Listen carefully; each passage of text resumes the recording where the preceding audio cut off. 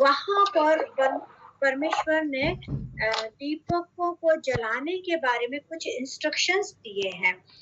God spoke to Moses, है ना। तो और वो मूसा को इंस्ट्रक्शन दे रहा था कि हारून से ये कहना या ये करना या इनके बारे में। तो हम उस 8 चैप्टर को 3 पार्ट्स में डिवाइड कर सकते हैं। 1 से 4 भाग हमको गोल्डन लैम्प स्टैंड के बारे में दिखाता है। उसका जो डिटेल है हम एक्सोडस 25 अध्याय में, निर्गमन 25 अध्याय में 31 से 40 तक के वचन में हम देखते हैं, जहाँ परमेश्वर ने मूसा को निर्देश दिया कि क्या क्या बनाना है, कैसा कैसा बनाना है। तो हम 25 से लेके 30 तक की चैप्टर्स में हम पूरे विलाप वाले तंबू को या टैबरनेकल का बनावट का इंस्ट्रक्शन देखते हैं। लेकिन जो आज मैं बात कर रही हूँ लैम्प स्टैंड के बारे में, दीवट के बारे में, वो एक्सोडस की पुस्तक 25 अध्याय का 31 से 40 तक वचन है। आप उसको बाद में डिटेल में पढ़ लेना, क्योंकि हम पूरा पढ़ेंगे तो हमें पूरा टाइम नहीं मिलेगा। तो यहाँ पर हारून से मूसा कह रहा है कि हारून से कहो कि एक गोल्डन लैम्प स्टैंड को सेटअप करे, उसका सेटअप करे टैबरनेकल में, पवित्र स्थान में, है ना। तो वहां पर कुछ इंस्ट्रक्शन दिए हैं। 8वें अध्याय में, हम गिनती 8वें अध्याय में देखेंगे। आप कंफ्यूज मत होना, जो इसका डिटेल ज्यादा है वो निर्गमन की पुस्तक 25 अध्याय का 31 से 40 वचन है। लेकिन मैं जो बात कर रही हूँ वो गिनती की पुस्तक 8वें अध्याय से बात कर रही हूँ। तो वहां उसको कहा, दूसरा वचन देखते हैं कि हारून को समझाकर यह कह दे कि जब जब तो दीपक को जलाए तो सातों दीपक का प्रकाश दीवट के सामने हो। ये इंस्ट्रक्शन उसको दिया गया है। अगर आप निर्गमन की पुस्तक उसका 25 अध्याय में इसके बारे में पढ़ेंगे तो वह इसका विस्तार से वर्णन है कि इसको पूरे लैम्प स्टैंड को चोखे सोने से बनाना, चोखा सोना यानी प्योर गोल्ड से बनाने की बात किया है। और फूलों का गढ़ा हुआ होना चाहिए, मतलब गाड़ने के लिए सोने को ठोकना पीटना पड़ेगा, और एक ही टुकड़ा से बना होना चाहिए, पूरे एक ही टुकड़े से बना होना चाहिए। और उसमें तो है ना। और 5, ये 1 से 4 तक की बात है। 5 से 22 तक के वचनों में परमेश्वर मूसा को कहता है कि जो लेवीय लोग थे उनके शुद्धिकरण के बारे में बताता है। जब वो अपनी स्पिरिचुअल सर्विस स्टार्ट करें लेवीय लोग, तो उसको स्टार्ट करने से पहले वो जो मिलाप वाले तंबू की सेवा में जब लेवीय जाए तो उसको स्टार्ट करने से पहले अपने आप का शुद्धिकरण करें, अपने आप को पवित्र करें, है ना। उसके बारे में लिखा है कि उसके ऊपर पावन करने वाला जल छिड़कें, बॉडी को शेव करें और अपने कपड़े धोएं और अपने को शुद्ध करें। ये 4 बातों के बारे में लिखा है। और 10वें और उसके बाद हम और कुछ बातों को देखेंगे। मैं अभी छोटा मतलब चैप्टर का समरी बता रही हूँ। और 10वें वचन में लिखा है कि इजरायली अपने हाथ ऊपर उनके ऊपर रखें, जो सेवा के लिए अलग किए गए लेवी हैं उन पर अपना हाथ रखें। 11वां वचन कहता है कि जो हिलाई गई भेंट के बारे में, वो कुछ भेंटों को लाते थे और उनके सामने, परमेश्वर के सामने ऐसे हिलाते थे, और वो वेव की हुई हिलाई गई भेंटों को वो अर्पित कर देते थे। उसके बाद में 2 ऑफरिंग के बारे में 12वां वचन बताता है कि 2 बछड़े लाए जाए, एक बछड़े के लिए पाप बलि और एक बछड़े के लिए होम बलि, सिन ऑफरिंग और बर्न ऑफरिंग के बारे में वहां पर लिखा है। और उसके बाद में इस सेरेमनी को समाप्त होने से पहले लास्ट बात जो है 14 और 15 वचन में बताता है कि लेवियों को अलग करने की सेरेमनी यहाँ पर पूरी हो जाती है, पाप बलि और होम बलि को चढ़ाने के साथ में। यानी कि पहले जो लेवी है, पहले तो दीपक जलाए, दीपक जलाने के बाद में लेवियों को शुद्ध करें और उनको अलग करें, है ना, सेवा के लिए। और 23 से 26 के वचन में एज लिमिट बताया गया है कि 25 से 50 तक की एज लिमिट होनी चाहिए और उसके बाद वो रिटायर हो जाएंगे और दूसरे लोगों को मेंटर करेंगे, है ना, ये बारे में बताया गया। अब ये तो एक समरी थी, लेकिन अब हम इस चैप्टर से, आपको समझ में आया होगा, इसको मैंने समराइज करके बता दिया है। आपको समय होगा तो आप जाकर इसके बारे में पढ़ना घर पे पूरे चैप्टर को डिटेल में। लेकिन मैं इसके, ये चैप्टर तो हम बाइबल से पढ़ सकते हैं, लेकिन प्रभु हमें इससे क्या सिखाता है ना, what are the lessons from this chapter from you and the church, आपके लिए और चर्च के लिए इस इस अध्याय से हमें क्या सबक मिलता है, क्या शिक्षा मिलती है, ये हमें बताना है, ये हम हमें सीखना है इससे, है ना।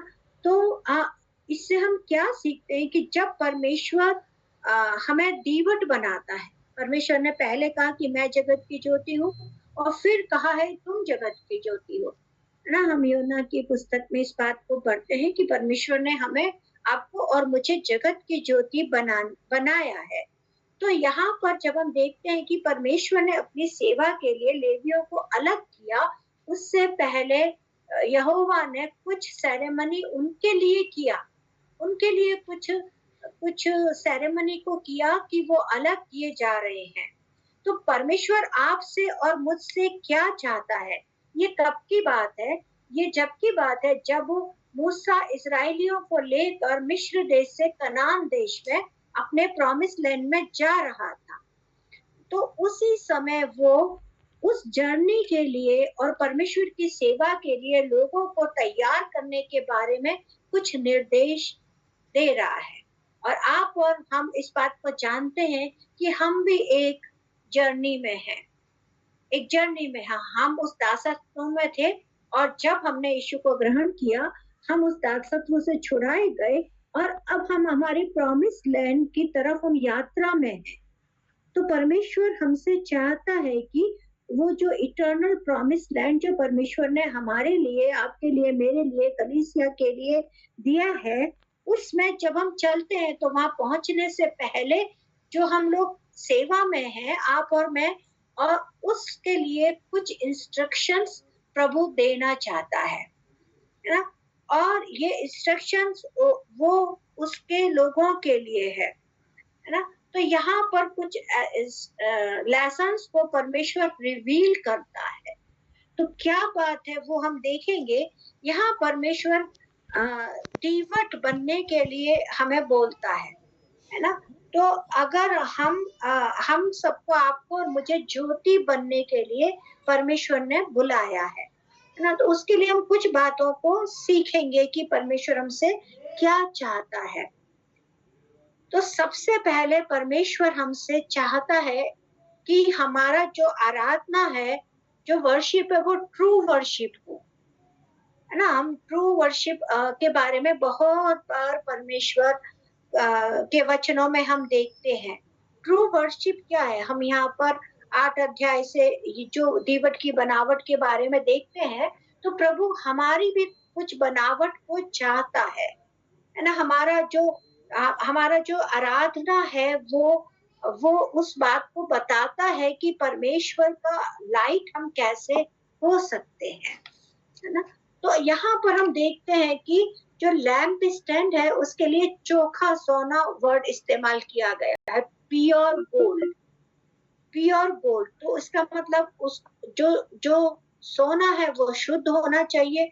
और यहाँ पर कोई, वहां पर हम अगर मिलाप वाले तंबू की बनावट में देखते हैं ना, तो वहां पर लिखा इतना बड़ा ये कपड़ा लेना, इतनी बड़ी ये चीज लेना, इतना बड़ा ये लेना, लेकिन इसको बनाने के लिए कोई मेजरमेंट नहीं दिया गया है कि इसकी लंबाई इतनी होनी चाहिए, ऊंचाई इतनी होनी चाहिए। बाकी जगह के लिए लिखा है पर्दे इतने हाथ लंबे, इतने हाथ चौड़े, और डंडी इतने हाथ लंबी, ऐसे मेजरमेंट हर एक चीज के लिए। मिलाप वाले तंबू यदि हम पढ़ेंगे निर्गमन की पुस्तक में, तो सारी चीजों के लिए कुछ ना कुछ इंस्ट्रक्शंस दिए गए हैं। लेकिन इसको बनाने के लिए दीवट को बनाने के लिए, लैम्प स्टैंड को बनाने के लिए कोई भी मेजरमेंट नहीं दिया गया है। ये हमें क्या बताता है? ये हमें बताता है कि, याद दिलाता है कि जो परमेश्वर जो है वो टाइम और स्पेस से बाहर है।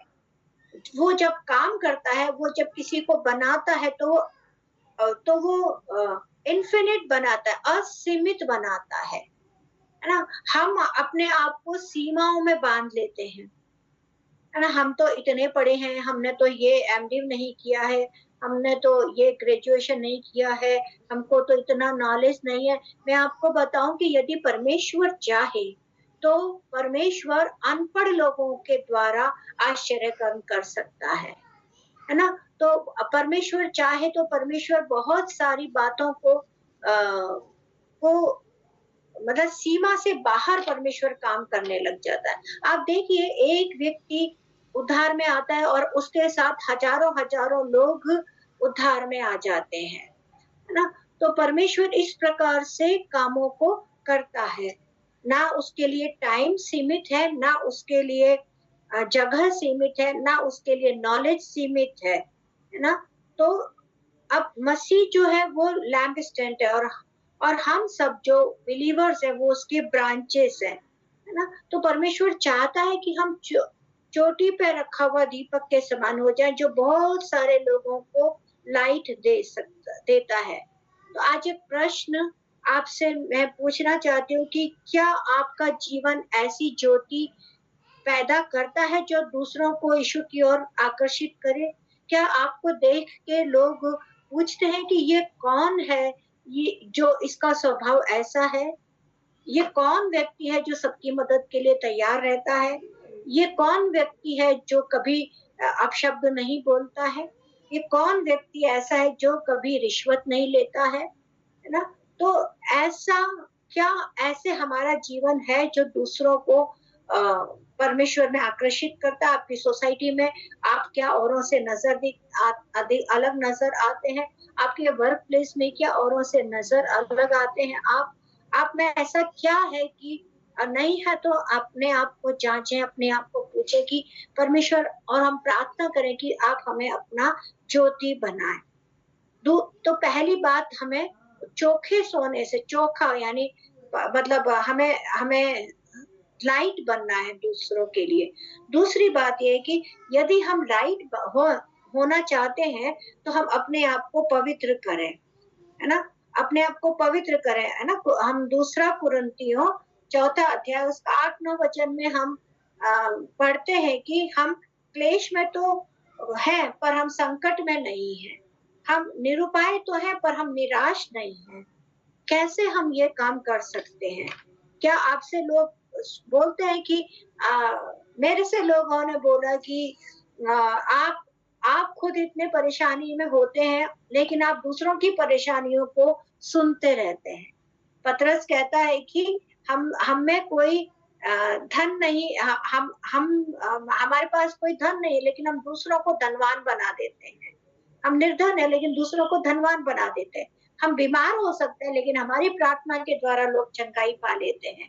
हम मानसिक क्लेश में हो सकते हैं लेकिन जब हम प्रार्थना करें क्या दूसरे लोग शांति पा सकते हैं ना? तो हमें एक बैलेंस्ड लाइफ चाहिए यीशु मसीह में। हमारा जो एक मसीह जो है उसको हर बात में बैलेंस होना चाहिए, है ना? चलने में, वर्शिप में, बाइबल रीडिंग में, प्रार्थना में, औरों की सेवा करने में, सबको एक बैलेंस बनाकर चलने का एक जीवन है परमेश्वर का जीवन, परमेश्वर के अंदर बिताने वाला जीवन, है ना? तो परंतु हम सबसे पहले अपने आप को पवित्र करें। फिर तीसरी बात, 2 बातें मैंने बताई हैं। तीसरी बात मैं बताना चाहती हूँ कि यदि हम लाइट हैं तो परमेश्वर का यदि हम ज्योति बनना चाहते हैं तो उससे पहले जरूरी है कि जो जो आत्मा के फल हैं वो हमारे जीवन में होने चाहिए। हम पढ़ते हैं गलातियों 5 में, आत्मा के फल हम लोग सब जानते हैं। कोई भी पढ़ लीजिए उसको। अनीता सिस्टर है।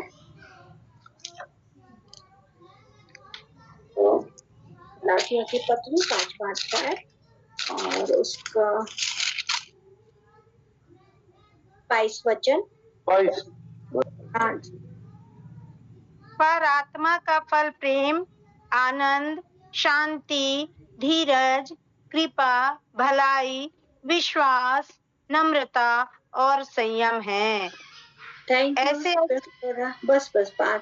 हाँ, ये हम 9 फलों को यहाँ पर हम देखते हैं, आत्मा के फल, है ना। बहुत बार हमारे पास्टर लोग उस पर प्रचार करते हैं और ये जो ये फ्रूट्स हैं, ये 9 की 9 फ्रूट्स स्पिरिट फील्ड लाइफ के एविडेंट हैं, सबूत है कि हम पवित्र आत्मा से भरा हुआ जीवन बिताते हैं। यदि आपके अंदर पवित्र आत्मा है तो आप दूसरों से प्यार करेंगे और आनंदित रहेंगे, चाहे आपको कोई भला बुरा बोले, चाहे आपको कोई कुछ भी बोले, चाहे आपके जीवन में निराशा हो, आपका एक प्रेज द लॉर्ड सुनकर दूसरे लोगों को उत्साह होना चाहिए ना। हम कई बार बीमार होते हैं, कई बार निराशा में होते हैं, है ना, अकेले में हम रो रहे होते हैं, लेकिन जब दूसरों से मिले तो दूसरों को लगना चाहिए कि हम यीशु के पीछे चलने वाले लोग हैं, है ना। हम हमारे ऊपर शांति है। चाहे हम आज शाम को एक क्लास में मैं बता रही थी कि परमेश्वर का शांति क्या है ना। हमारे पास, हम सबके पास कुछ ना कुछ स्ट्रगल होता है। जितने नाम मैं आज अभी देख रही हूँ, उनसे पूछो तो, थोड़ा सा पर्सनल बैठकर पूछो तो हर एक के पास एक लंबा लिस्ट है ना। बीमारी हो सकता है, बच्चों का सेटलमेंट नहीं हुआ, है ना, फाइनेंशियल स्ट्रगल हो सकता है, कुछ मैरिज में प्रॉब्लम हो सकता है ना, कुछ ना कुछ परेशानी हमारे जीवन में हो सकता है। लेकिन यदि हम स्पिरिट फील्ड लाइफ बिताते हैं तो हमारी परिस्थितियां तो शायद वही का वही हो, लेकिन हम परमेश्वर में शांति फील करते हैं, धीरज, कृपा, वो एक अलग बात है, उसमें मैं जाऊंगी तो हमारा समय पूरा हो जाएगा। लेकिन ये जो पवित्र आत्मा के जो फल है, ये आत्मा से भरे हुए जीवन का सबूत है। सबूत मांगते हैं ना लोग, हम बोलेंगे ये घर हमारा है, क्या सबूत है? ये देखो कागज, इसमें हमारा नाम लिखा हुआ है, हमारे नाम से रजिस्ट्री है, ये गाड़ी मेरी है, कैसे पता गाड़ी मेरी है ना। तो देखो ये कागज आरसी, इसमें मेरा नाम लिखा है। सबूत, हर चीज के लिए आजकल लोग सबूत मांगते हैं, है ना। बच्चे कहते हैं, बच्चे जाते हैं कहीं घूमने की मैं स्टूडेंट हूँ, उनको दिख रहा है कि ये बच्चा यूनिफॉर्म में, फिर भी वो कहते हैं सबूत लाओ कि तुम स्टूडेंट हो, किराया कम करने के लिए, टिकट कम करने के लिए कहीं घूमने की जगह पर। तो वो सबूत है। क्या सबूत है हमारे मसीह जीवन में? प्रेम, आनंद, शांति, भलाई, कृपा, विश्वास, नम्रता और संयम। तो ये हमारे पास होने जरूरी है। ये 7 बातों को बताते हैं, जो ये 7 फल हैं पवित्र आत्मा के, ये 7 बातों को बताते हैं, है ना। ये सैल्वेशन को, spirit of the Lord salvation को बताते हैं, स्पिरिट ऑफ द विजडम को बताते हैं, स्पिरिट ऑफ अंडरस्टैंडिंग को, समझदारी को बताते हैं। ये सब हमने पढ़े हैं, है ना। तो ये अभी जो 7 फल बचे हैं, वो 7 चीजों के बारे में हमको बताते हैं, है ना। और इन मैनिफेस्टेशन को यशाया की पुस्तक 11 अध्याय उसका 2 वचन एक बार पढ़िए, वो इसके बारे में एक्सप्लेन करता है और भी तरीके से। देखिए यशाया 11 का 2। यहोवा का आत्मा, बुद्धि और समझ का आत्मा, युक्ति और पराक्रम का आत्मा और ज्ञान और यहोवा के भय का आत्मा उस पर ठहरा रहेगा। हाँ, ये बात है, उस पर ठहरा रहेगा। जब हम परमेश्वर का भय मानकर चलते हैं तो ये सारी बातें यशाया 11 का 2 बहुत ही अच्छी तरह से उसको एक्सप्लेन करता है। फिर हम चौथी बात पढ़ेंगे, वो गिनती की पुस्तक 8वां अध्याय का 5 से 10 के वचन को बताता है।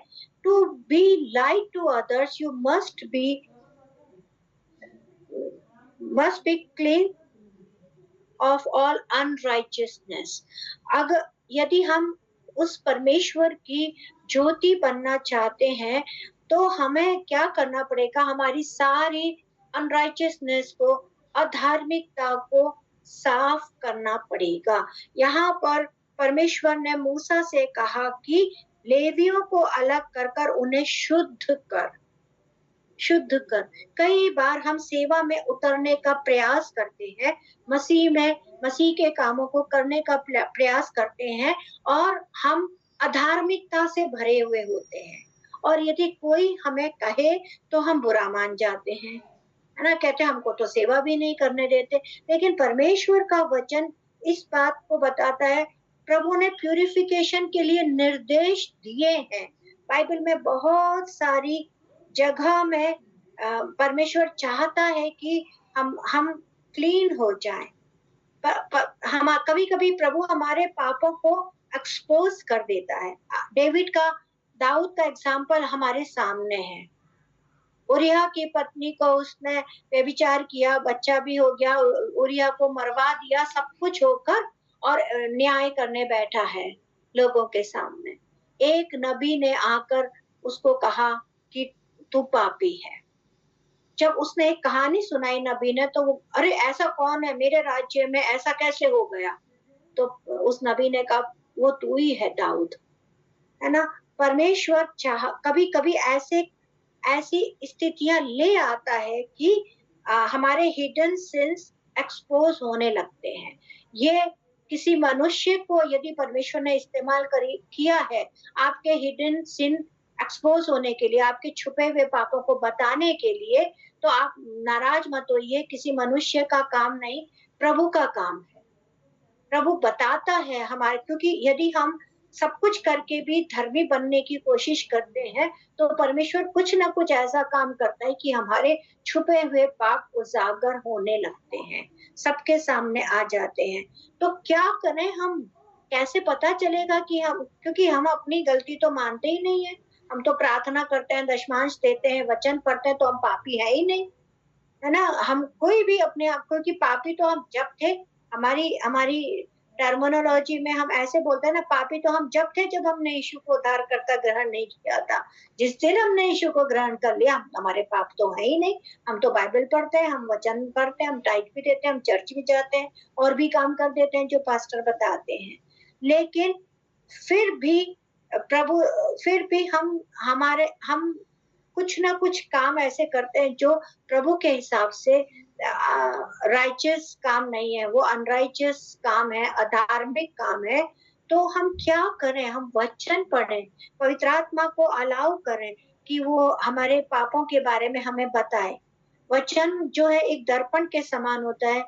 हम कई बार देखते हैं कि हम शीशा में देखते हैं, हमें पता चलता है हमारे बाल बने हुए नहीं है, मुंह पे पाउडर ज्यादा लग गया, है ना? हमारा ये साड़ी का पल्लू ठीक से नहीं लगा हुआ है, हमारा शर्ट इन नहीं है, या कुछ भी बात हमें पता चलता है हम शीशे में देखने से। वो वचन भी बिल्कुल ऐसा है।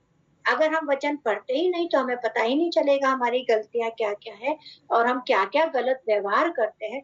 लेकिन परमेश्वर चाहता है कि हम वचन पढ़ें ताकि हम अपनी बात को सीखें, और पवित्र आत्मा को अलाउ कर। कभी-कभी ऐसा होता है, मेरे साथ होता है, मुझे नहीं पता आपके साथ ऐसा होता है या नहीं।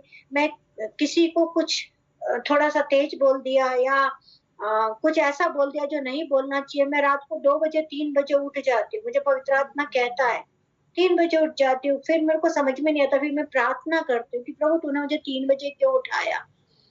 तो ऐसे प्रभु चाहता है कि जब हम उससे अप्रोच करें, तो हम उससे पहले पाँव धोएं, अपने क्लीन करें अपने आप को। और प्राइड भी अनक्लीननेस को दिखाता है।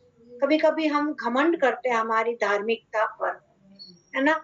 और अ, जो तो और हम क्या करें? हम यीशु के सैक्रिफाइस को याद करें, जो उसने हमें इस प्रकार का जीवन दिया कि हम उसको धन्यवाद कर सकते हैं, है ना?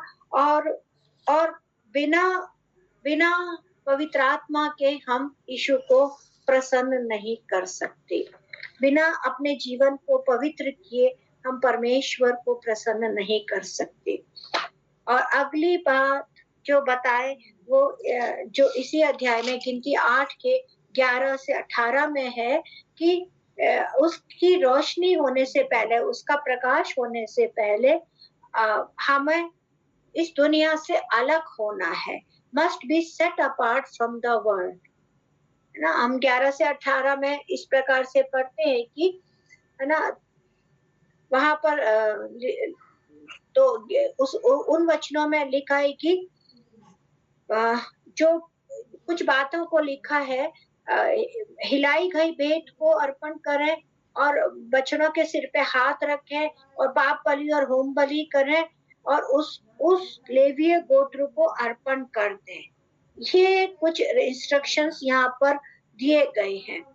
यदि आप और मैं उस याजकीय सेवा के भाग हैं तो हम उस परमेश्वर से अपने संबंध को स्थापित करने के लायक अपने आप को मानते हैं? क्या हम वो योग्यता रखते हैं जो परमेश्वर एक याजक से चाहता है, एक सेवा करने वाले से चाहता है?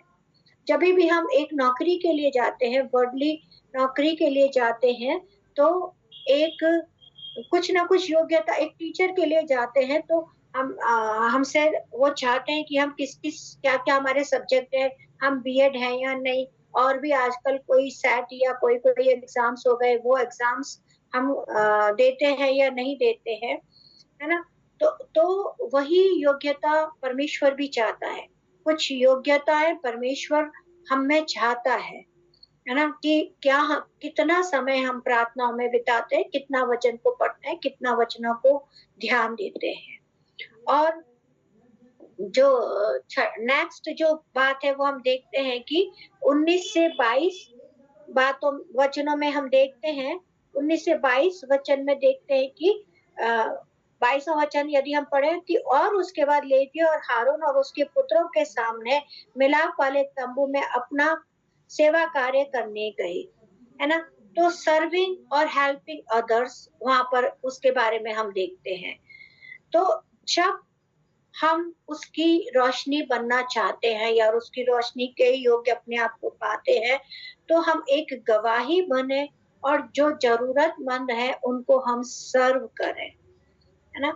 वहां हम 19वां वचन और 22 वचन हम पढ़े तो वहां हम देखेंगे कि प्रभु ने कहा हारून को कुछ लोग दिए परमेश्वर ने। 19 वचन पढ़ लीजिए उसको, 8 का 19। पुत्रों को इस्राएलियों में से दान करके दे दिया है कि वे मिलाप वाले तंबू में इस्राएलियों के निमित्त सेवकाई और प्रायश्चित किया करें। फिर ऐसा न हो कि जब इस्राएली पवित्र स्थान के समीप आए तब उन पर कोई महाविपत्ति आ पड़ी। हाँ, हारून और उसके पुत्रों को इस्राएलियों में से दान करके दे दिया है। और 22 में भी लिखा है कि लेवी हारून और उसके पुत्र के सामने अपना अपना सेवा कार्य करने लगी। तो हारून के साथ में उसके पुत्रों को दिया। आपके पासवान के साथ में क्या आप शामिल है उस सेवा कार्य को करने के लिए? प्रभु हमसे चाहता है कि जो हमारे लीडर्स हैं उनके साथ मिलकर हम, क्योंकि प्रभु कुछ लोगों को अलग करके रखता है मदद करने के लिए। प्रभु कुछ लोगों में वो विश्वास पाता है। यदि हम याकूब की पुस्तक 2 अध्याय उसका 14 से लेकर 26 तक के अभी हम नहीं पढ़ेंगे, आप मेंशन कर लीजिए अपनी डायरी में, अगर आप नोट्स लिख रहे हैं तो, या बाद में पढ़ लीजिएगा। वहां पर हम कर्म और विश्वास के बारे में पढ़ते हैं। कर्म और विश्वास के बारे में बहुत अच्छी तरह से पढ़ते हैं। प्रभु हमारे विश्वास को मृत पाता है यदि हमारे काम प्रभु के योग्य में नहीं है तो, है ना। तो परमेश्वर कुछ कामों को हमें देता है ना। तो वो कामों के करने के लिए, वो करने से हम पीछे ना उठे। और 7वां और अंतिम बात मैं बताना चाहती हूँ कि यदि हम परमेश्वर की रोशनी बनना चाहते हैं तो you must mentor others when you are spiritually mature. जब हम अपने आप को आध्यात्मिक रूप से परिपक्व पाते हैं तो दूसरों को मेंटर करें, दूसरों की को अगुवाई करें। मैं धन्यवाद करती हूँ, हमारे साथ ऐसे कई लोग हैं जो कि जो कि खुद बहुत परिपक्व हैं और दूसरों की अगुवाई करने के लिए तत्पर हैं।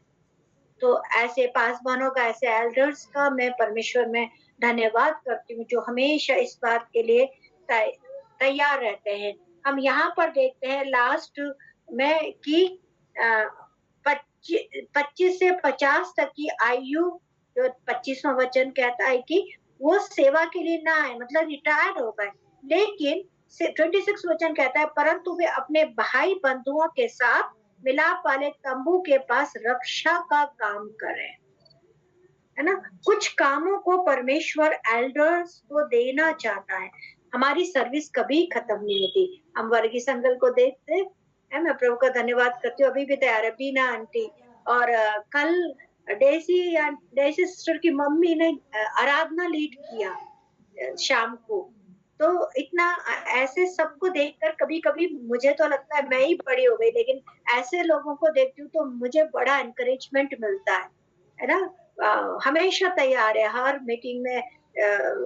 वर्गीस अंकल हमेशा, कई बार तो मैं थक के बैठकर आराम से बैठकर मैं ये वीडियो ऑफ करके सुनती हूँ, लेकिन अंकल पूरा दिन काम करके तैयार होकर बैठकर वीडियो ऑन करके ये, जबकि खुद बहुत अच्छी तरह से क्लास लेते हैं, वचनों को बांटते हैं, सिखाने वाले हैं, लेकिन फिर भी ना हमारी सर्विस कभी खत्म नहीं होती। परमेश्वर में हमारी सेवा कितने भी साल तक हम कर सकते हैं। बुजुर्ग हैं तो अभी कोई बात नहीं, आजकल तो ऑनलाइन का जमाना है, सिखाइए, सीखिए, गाना गाइए, मीटिंग में लीड करिए। परमेश्वर बहुत काम हमें देता है। अपने से छोटों के लिए ठोकर का कारण ना बने, क्योंकि मैं स्पिरिचुअली मैच्योर लोगों पर बहुत लोगों का असर होता है, उनको बहुत लोग अपना आइडल मानते हैं। और एक चर्च के ऑर्गेनाइजेशन के लिए एक मेंटरशिप रिक्वायर होती है। एक अकेला पासवान कुछ भी कर नहीं सकता और करते करते थक जाएगा। आपको याद है मूसा का जब हाथ थक गया तो हूर और हारून ने उसके हाथ को पकड़ के रखा। जब उसके हाथ को नीचे करते थे तो इस्राएली हारने लगते थे, इसलिए दोनों ने उन दोनों के हाथ को पकड़ लिया। वो काम करने के लिए परमेश्वर कुछ लोगों को चाहता है। परमेश्वर के दास लोगों को, चर्च को मेंटर करने के लिए कुछ स्पिरिचुअली मैच्योर लोगों को प्रभु को जरूरत है ना। तो हम जब यदि प्रभु आपको ठहराए है कि आप चाल चलन में, आध्यात्मिकता में परिपक्व हैं, तो दूसरों को आगे बढ़ने के लिए मदद कीजिए। हम भी बढ़ना है, हमारा ऐसा नहीं है कि हम बुजुर्ग हो गए तो हमारा वो खत्म हो गया, लेकिन दूसरों को, जो आपसे जो नए विश्वासी हैं, नए लोग हैं, जवान लोग हैं, तो वो चाहता है कि आप उन्हें मेंटर करें। तो मैंने 7 बातों को इस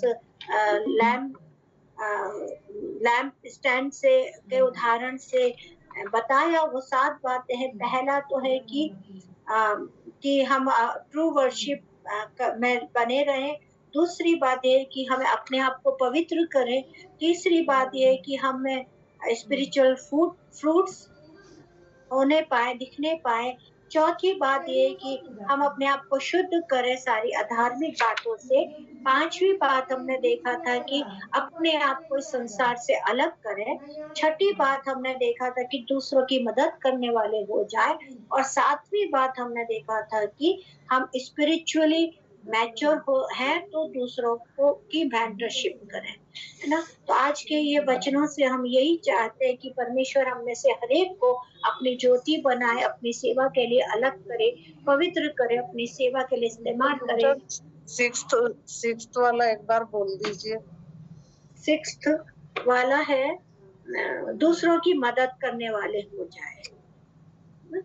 और तो परमेश्वर हमें मदद करने वाले बनाए, परमेश्वर हमें मैच्योर बनाए कि हम मेंटरशिप में आने पाए। परमेश्वर हमें अलग करे, परमेश्वर हमें पवित्र आत्मा के फलों से भरे, हम में से हर एक को और परमेश्वर हमें क्लीन करे हमारी सारी अधार्मिकता से।